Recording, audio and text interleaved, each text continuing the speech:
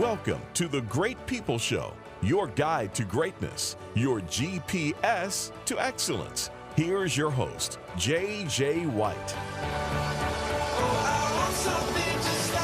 Hi, everyone, and welcome to the Great People Show. I'm your host, J.J. White, and he's back in the Great People studio. Man, I haven't been able to say that in a long time. It felt good to say, he's back. I'm back. Welcome back, James. How you doing, buddy? I'm doing a lot better than last week. Yeah. You know, you and I almost skipped a show. That would have been unprecedented. Would have been horrible. We can't have that. And we're at show 95 today. Five shows away from the big 100. You know, I hadn't really thought about that. Yeah. I mean, well, I hadn't thought about it recently and just realized we probably ought to do something special. We should. 100. Like, that's a really huge, mammoth deal. You know, maybe we should just throw it out to the listeners and give us some ideas on what we should do for our 100th anniversary. Yeah. I mean, that sounds old. Deal. That sounds old. 100th anniversary sounds old. Yep. Our studio is only so big. At one point, I was thinking, you know, we could bring back every guest co-host, every caller. Oh, man. I mean, we'd have to really up our game. We'd have to go somewhere like Altria Theater or something like that. Actually, you know, that would be cool. Altria Theater would be cool. Do you know anybody? Because we're not paying for it. We'll talk after the show. We're not paying. Somewhere that big, but we're not paying for it. Anyway, enough about us. Thank you all for being here and allowing us to be a part of your journey. Wherever you're listening to us right now, Facebook Live, the podcast on 92.7 FM Richmond. Thank you for being here and allowing us to be a part of your journey. You can get every show that we do on our website, which is greatpeopleshow.com. We highly encourage you to go there. And if you are a podcast listener, please give us a 5-star rating. We beg of you, please give us a rating. But, you know, only if you really like the show or reasonably like the show, we'll take a 5-star rating. Just thank you. Thank you for being here. Every show we deliver to you, the listener, the insights and inspirations to live different. This is kind of like a new little theme we've got going on. If you catch us on the video, you'll see we have the hashtag Live Different behind us. So we're going to continue our series on Live Different, and living different doesn't happen without risk. So I got a couple questions for us and our audience today, James. Mm-hmm. Have you ever had an idea but then decided it was too risky? A few times. I mean, the ones that are really crazy. Guy. What's that? You seem like a risky guy. guy. I mean, my whole life has been a huge risk, which I love. But yeah, sometimes there'll be something that's just so crazy that I'll say, well, it's probably not worth the risk. Really? Yeah. How do you measure that? How do you decide kind of if something is too risky for you? What are the true chances of success in my own mind? And if it's some crazy low percentage chance, or it could result, or it is likely to result in serious injury to me. Physical, mental, physical, financial. mental, etc. But no, I mean, I am someone I am not risk averse. I look for risk. I believe that within risking things is where we grow a lot and where we will capture some of the biggest opportunities. And I have certainly failed a handful of times after taking a risk, but you know, it's played out well far more times than it has not well. What do you think something has to be worth for you to take a risk for it? Man, that is hard to. What is worth? Yeah. That's hard to articulate. You know, the answer to that question was a lot simpler before I had two kids. Mm-hmm. You know, before I had two kids, it was like, oh, whatever. I'll do anything. I mean, was going into business debt, signing my house away and everything else, and not really caring because it really was just me and my wife, and she was right there with me. Today, again, I've got two children that I need clothes and food and college someday. And so, my criteria has definitely changed a little bit, but still I just left a position, 5 months ago, not even 2 months ago. I'm sorry. I left a position 2 months ago that, was extremely safe, that paid me very well, that I enjoyed and was good at, to take a risk getting back into a small business that has a much bigger upside potential for me and my family. And that's a big risk. So it sounds like, because just the example you used, your first measuring stick is, how does it impact my family? Yeah. I mean, definitely, because if it was all just me, man, I'll do darn near anything. Because you can handle the repercussions. Yeah. Oftentimes, if family's involved, our financial future's involved, and of course, the focus on our show has always been other people, is how does this impact the other people around you? Because living different isn't just about what you get to have or you become or you get to be or anything like that. It's a part of that. But the biggest thing that we should be really thinking about is how can I be an inspiration to other people? What legacy am I leaving behind me? And you don't have to be married or have to have kids to have a legacy. You don't have to own a business to have a legacy. No. You could just be a human being with friends and have a legacy. And these are the things that should matter the most to us in our lives. But unfortunately, we live in a world where day in and day out, the only thing that really matters to us is us. Exactly. And risk is such a wide-ranging thing. I mean, when we talk about risk, people think about careers, and that's what we talk about on the show a lot. So you think about taking a risk in your career, whether that's starting your own business or just moving into a different business, or maybe leaving your job entirely to go back to school to retrain yourself. Risk could be getting into a relationship. Risk could be deciding to take up skydiving. I mean, it can be so many different things. So I have another question for you, because I almost wanted to talk about that whole what areas of risk are we talking about? We'll get to that in just a minute. But were you ever, and this is for you and our listeners, and for me too, were you ever worried you'd fail and people would mock you because of that risk? No. So I totally see that in you. I don't doubt that's your answer. I don't believe I'm that person either. I think earlier in my life, certainly when I was in my 20s, probably into my 30s, the risk that I decided to take often was tied to what would people think of me. Mm-hmm. And when you add family, your spouse, and your kids, there is an element of what they'll think of me. I don't want my kids to think I'm a failure. Right. So it's easy not to do things that may lead to failure, especially if it puts them somewhere in harm's way. But James, I think a lot of our listeners do get tied up and get worried about failing and what people will think about them. That's one of the main things that keep people from taking a risk in their life to have a different life. It's a shame. It's a real shame because, there are always going to be other people there to bring you down, and there are always going to be people out there, frankly, that are hoping that you fail a little bit. You're going to have people who see you taking these risks, and they are going to be jealous of the fact that you're willing to take that risk. And in their mind, honestly, they want you to fail because then it'll justify to them, oh, that was a bad move after all, and I was right, and I would never do so. That's why I'd never do something like that. I'm really glad you brought that up, because as we have talked about in a very short period of time, Live Different. The first one was about change. You have to change to live different. This show is about taking a risk to live different. Our preliminary shows on this topic will be addressing and looking at all the barriers and things that will get initially in your way of living different. And if you can't move past or through these things, there's no sense in talking about all the other things, because you'll just never scale that mountain to see what's on the other side of the mountain.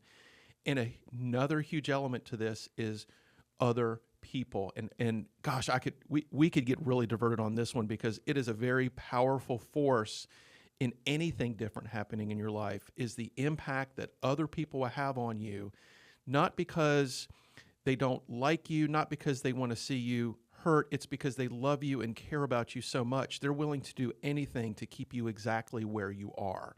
That is, to me, beyond our own head and our own limiting beliefs, it is the next powerful force that keeps us very stationary, very stuck in the status quo. I agree. I think that is part of it, that it's people who love us, who don't want to see us get hurt. And I feel strongly that the other half are people who are very jealous. Amen. Who are very jealous of us taking these risks. And again, you validate them if you fail. Last question. I'm sure I'll ask more questions, but this is my last prepared question. Do you have to risk it all to have it all? No, I don't think you have to. Listen, I don't even really know what risk it all means, other than to literally risk your life. Yeah. So, back when I used to have these business loans and we were, everything was leveraged. I used to say to Catherine, my wife, when we would talk about worst case scenarios, I say, it could certainly happen that we could be broke, but we will never be poor. I remember you and I talking about that at lunch one day. Yeah. It was during the recession. Yeah. Yeah. And the recession was another scary time for us. And that mindset, JJ, has always brought me a lot of comfort as I have taken some of these huge risks.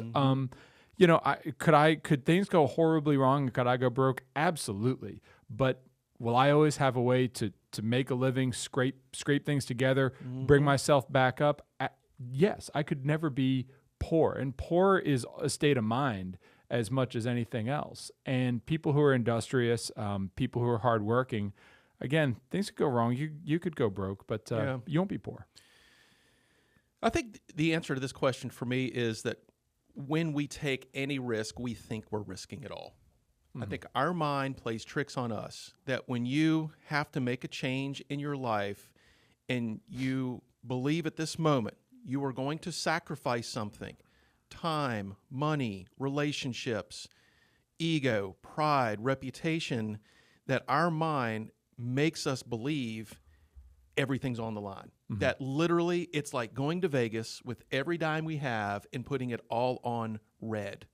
Yeah. And it's not like that, but we think it's like that. So we very quickly say, I can't afford that. But what is it, getting back to the worth question, what is it worth to have a different life? Isn't it worth everything to have a different life? Depends on who you ask. We talk on the show a lot about people's comfort zones. And a lot of the time what we're risking is losing the comfort in our life. And to some people, just losing that is almost equivalent to losing everything. I don't want to have to move into a smaller house. I don't want to have to give up these possessions. I don't want to have to do this, this, and this.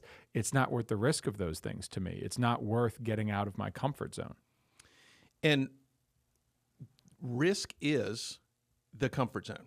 Yeah. I mean, if you had to define what risk is, it's literally moving the comfort zone. And you can look at it many different ways: moving it, breaking it, shattering it, expanding it, whatever. But risk is all about getting out of the comfort zone. And I'm glad we brought up this whole topic about moving forward and getting out of our comfort zone, because it's about a path that we're taking in life.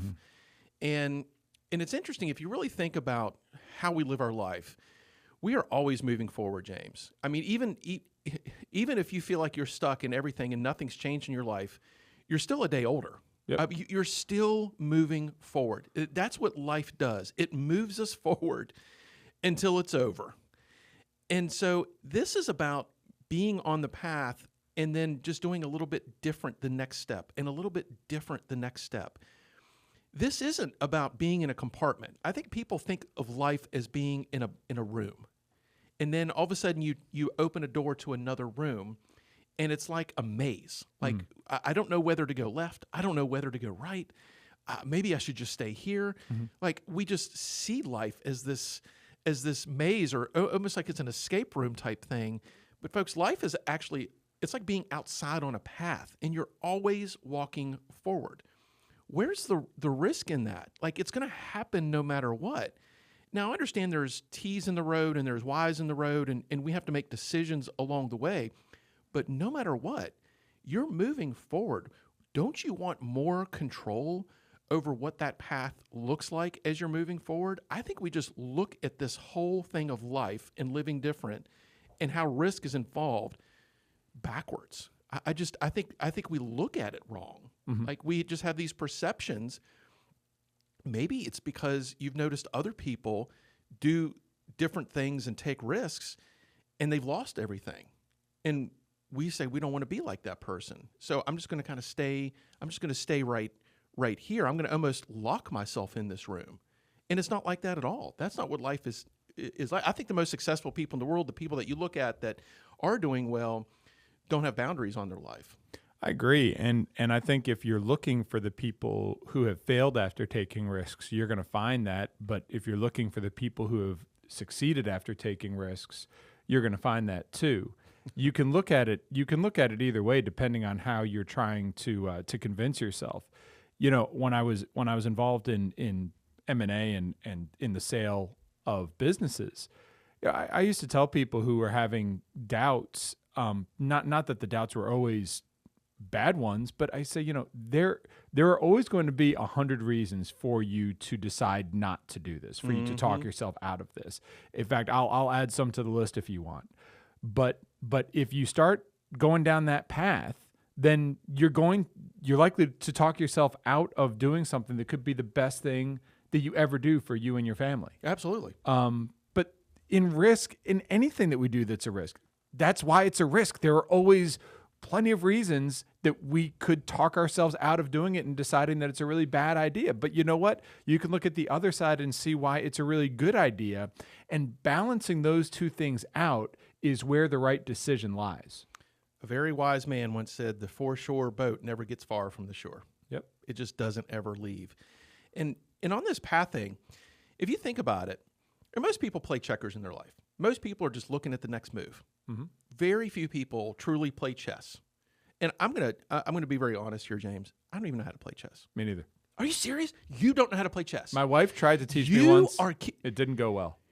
Of all the things you do, you have an airline pilot. You have a pilot's license. Dude, you do everything. Like, you're a man of mystery. Like, you've got all these, and you don't know how to play chess. I'm not a board game person. Folks, this show's over. I'm done. I'm blown away right now. I'm not a board game guy. James Muncie, like, I expect me not to know how to play Yeah, chess. no, I sorry to did not disappoint you. expect you not to have to. Oh my gosh. I'm decent at Monopoly. Checkers, I can do checkers. My image of you is just collapsed. I'm sorry, buddy. Well, I was kind of hoping you'd teach me. Not only did I think you knew how to play, I figured you'd be pretty amazing at it, just because the way your mind thinks. I think you would be amazing I don't like at sitting still at a table is my problem. The way your brain works is pretty fascinating and amazing. But anyway, back to my analogy. Most people don't play chess with their life because where we're at right now, what we do right now, the life that we have right now is guaranteed. It's given.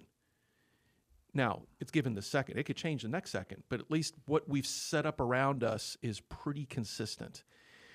We usually know what that next step looks like if we want to take it. Like, I know when I step here, probably what's going to happen.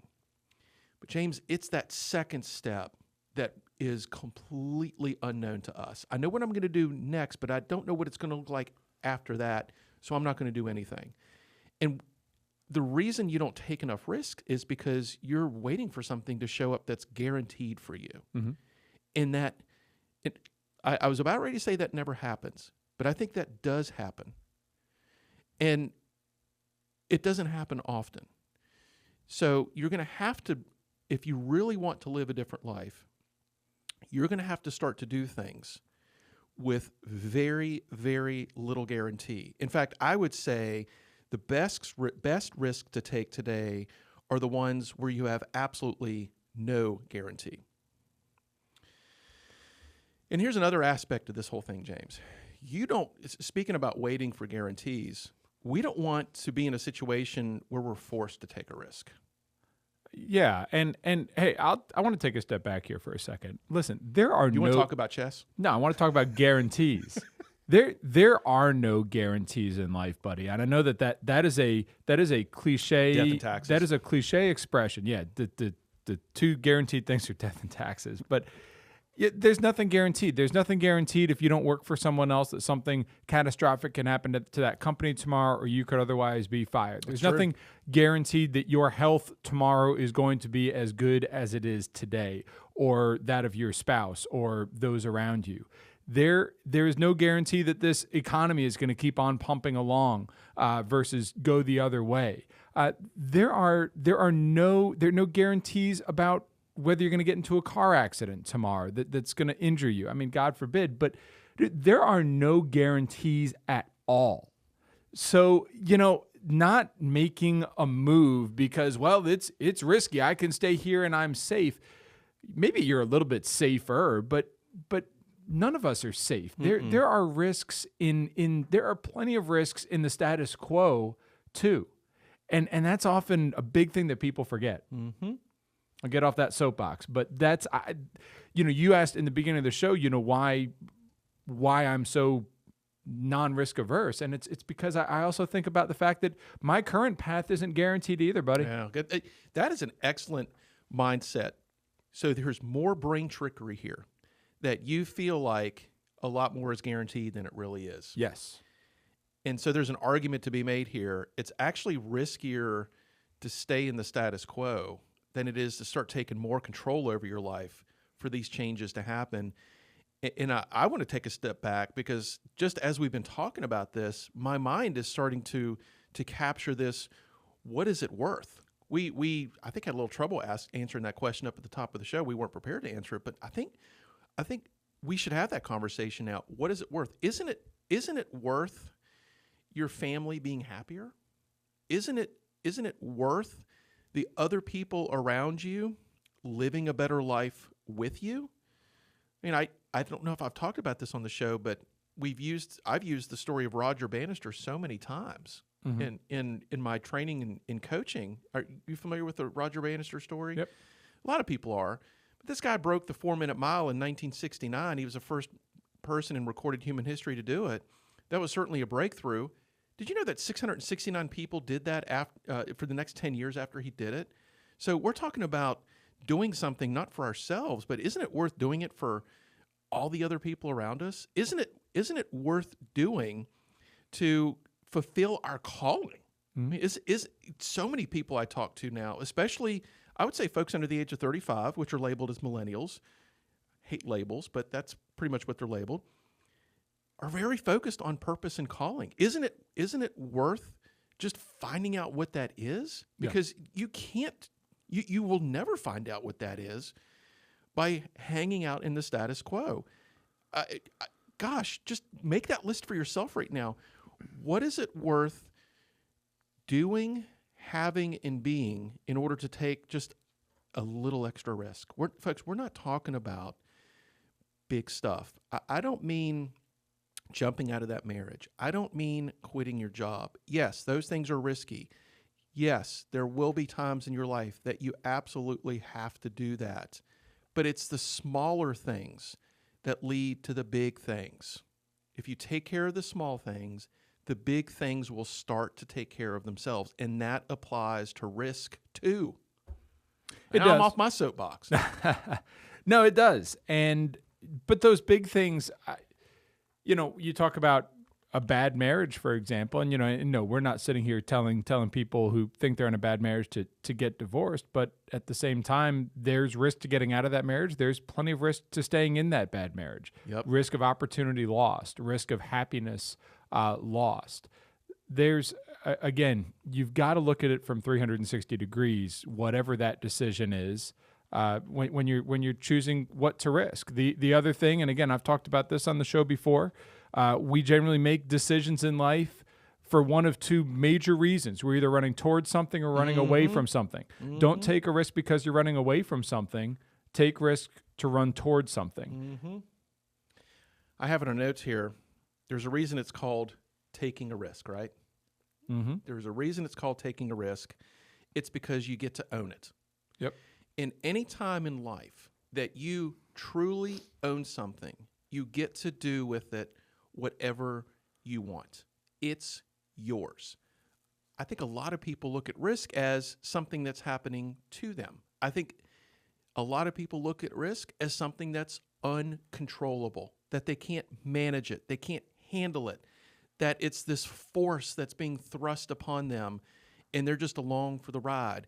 You take a risk because you own the risk, and when you own the risk, you can manage the risk. Maybe you need to dial it down. Maybe you start to get into it, and you realize, I got runway here, man. I'm going for this. And you never would have seen that runway. You never would have seen that opportunity if you just sat on your butt the whole time. Yep. In fact, I would say, and I don't know about you, James, but I'd say 100% of all the amazing things that have happened in my life were because I took a step in one direction, and then something else showed up. Yep. No, you're right. And we should also probably talk about risks, second cousin, which is regret. And you know, did you make that up, or did it come no, from somewhere? no, that's an original. it.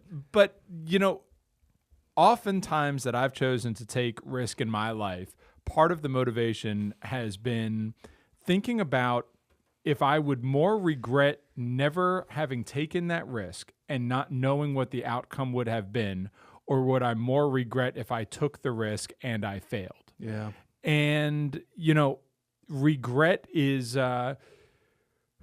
an ugly part of either way, because if you take the risk and you fail, you may regret it. I hope that you don't.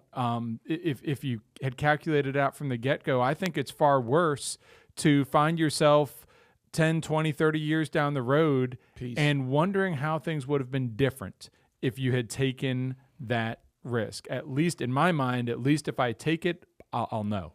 Speaking of down the road, you know, living different is a pursuit, and taking risks moves that pursuit forward, and usually faster. And this was a lesson taught to me about 20 years ago. It's not about failure, it's how quickly you recover from failure. Yeah. Failure is given in life. That you will be judged, you'll judge yourself. Those regrets will I think be totally minimized because you were able to recover from that failure and learn from it and do something with it. To live different is to make new decisions, and anytime we do that, risk is a necessary part of the equation. You just can't eliminate it. And if you believe that you're not going to make a decision until risk is involved, let me be real honest here. That decision is not making a decision, because you're not going to do anything. And living different, when you live different, other people around you get to live different. They're seeing you taking a risk to make yourself better, to make the situation better, and they hopefully will see that you're taking a risk to make them better. I mean, that's leadership. Yep. It truly raises the standards in all of your relationship. I guarantee right now, if you have been pursuing life, even, I wouldn't even say pursuing life to its fullest, if you've just been pursuing life at 10% of its fullest, that the people around you right now are probably not the same people around you 10, 15, 20 years ago. Now, this could be a little controversial, but I'm going to predict that you have upgraded your relationships, meaning there were people in your life that were anchors to you, that your values shifted, because that's what it means to live different, that the people around you start to become different people, and either they come along with you or you have to find some different people. Now, there's an aspect of that I think could sound arrogant. There's an aspect of that I think could sound selfish or whatever. But to me, it's just a matter of growth in life, that when you start to outgrow your skin a little bit, you know, you shed a layer of negativity, or you shed a layer of poor thinking or making bad decisions, that the people around you at the time that were influencing that start to go away. At least I hope for your sake they've started to go away, because there's only until you get to a certain level in life or a point in life that you can actually start to turn back towards those people and influence them. Because let's face it, up to that point, they have influenced you. That your living different was actually heading in the wrong direction. Because we like to think of living different as improving your life. There were probably moments in your life where you used to live different and it was deproving your life. I mean, it was moving you in the wrong direction. So we have to be very careful about the people around us that are influencing that. Gosh, I'm starting to talk. I think I'm starting to talk about next week's show too much here. But you get the point, right? Anything you wanted to add to that? No, I think to just clarify a little bit, there are definitely relationships that we have that like you said, we raise the standards and we grow out of those relationships because maybe they're pointing us in the wrong direction. There are other relationships, though, that end just because you went different directions for good reasons. I have a lot of friends from college and even high school who are very successful doctors and lawyers and architects and are doing very well. A lot of them making a lot more money than I am. But, our lives went in different directions. It wasn't a matter of raising the standards differently. It was just a matter of a very different mindset. Yeah. And that's not good or bad. I mean, different people have different definitions of success and of obviously of where they want to go. So we're going to wrap up this show with 14 risks everyone needs to take in life by Paul Hudson. I don't know that we'll get through all 14, but that's what Paul said. And so we've got 3, 4, 5, 6, we've got 7 here that we absolutely want to cover, and we might get to the other 7. Because these are action items, folks, that you should be taking in your life today. Number 1, risk taking the road less traveled. Now, earlier we were talking about the path. We like the beaten path. We like the worn path. We like the guarantee that so many people have gone this way. There's very little risk once we go down this path. I'm going to challenge you to take the road less traveled, meaning when you wake up tomorrow or the next day, think of something that you can do different that day to get out of your comfort zone, because it actually starts to build more new neuro connections in your brain. Like, it actually starts to change you. Yeah, I mean, and it's something you have to be very intentional about. You know, ever since I was in college, under my computer monitor, I've had taped "The Road Not Taken" by Robert Frost. It is right there in front of me all day, every day, and that's been very much a mantra for me to how I've tried to live my life. And I read that if you haven't read it. Doesn't that come to the core of risk? Yeah, I mean, if you think about it, like, just I can't continue to do the same thing that way. I've got to do something different. If you always do what you've always done, you always get what you've always got. Here's another one that I think really gets in your way whenever you're deciding to take a risk or do something different, is risk getting turned down. And this is big if you're in sales.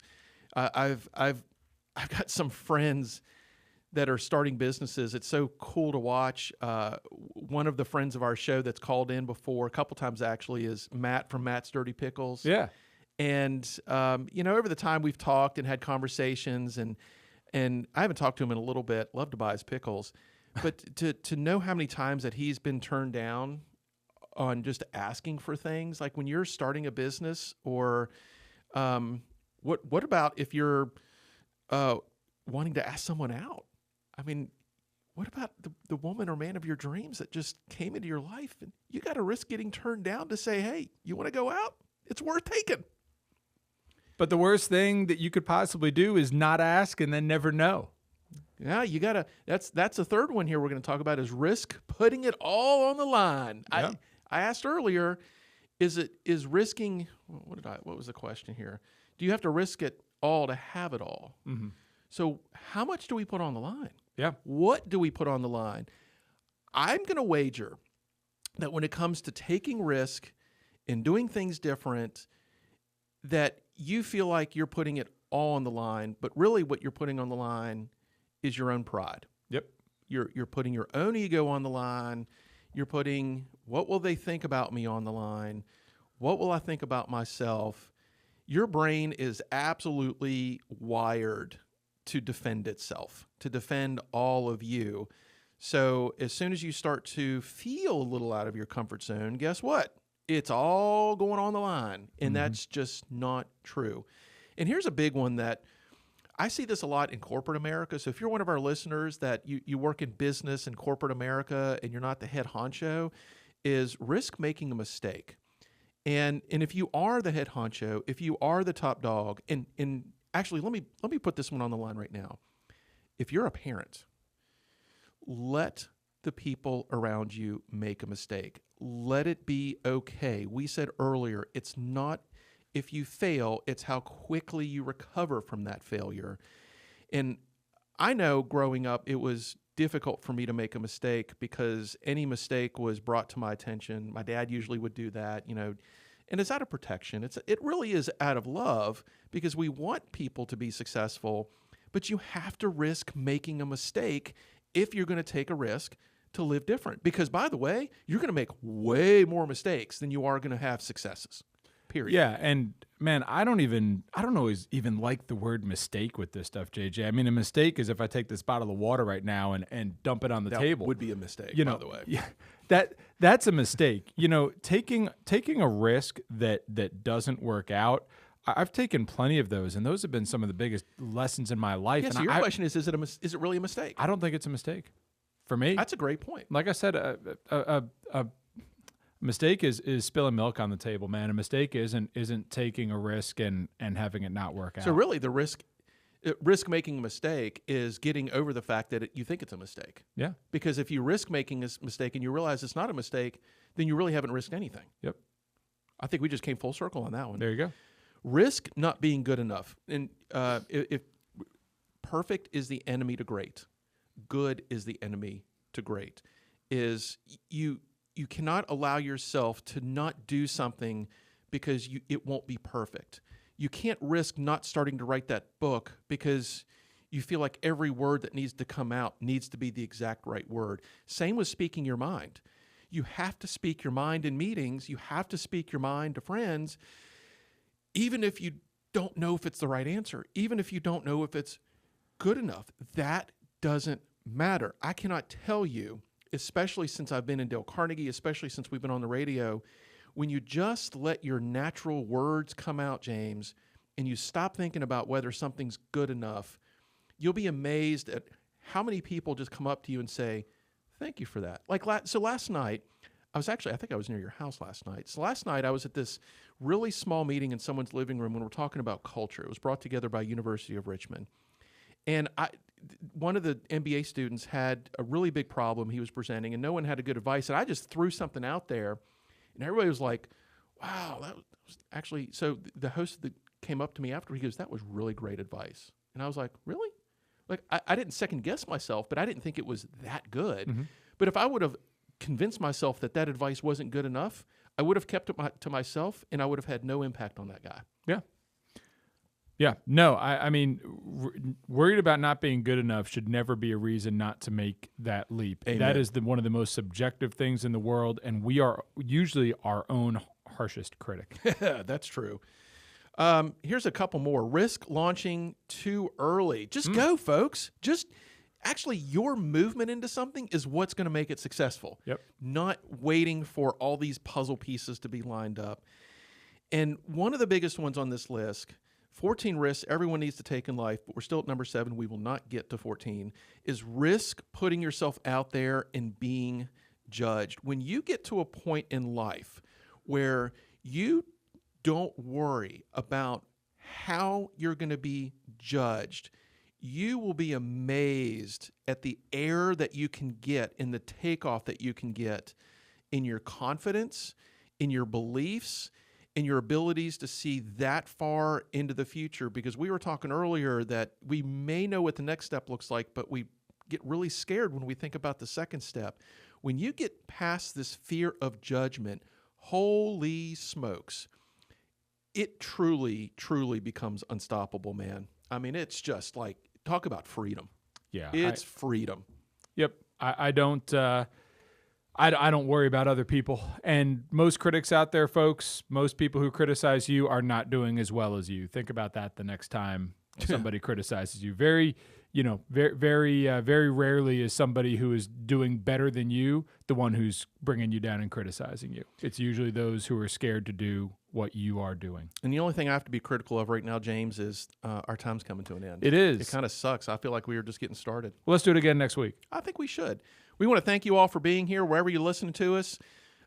Definitely check out our podcast. That's where we're growing really fast. And James, I haven't told you this yet, but I think I got some good news. I think we might be on another radio station in the next 30 to 60 days. That is awesome. I think it's coming. So we want to thank you, our listeners, for being here and checking us out every week. The biggest compliment, if you found value in this show, the biggest way you could pay us back is share this with all your friends. Thanks for being here. See you next week. See ya. Thanks for joining us. Tune in to The Great People Show again next week.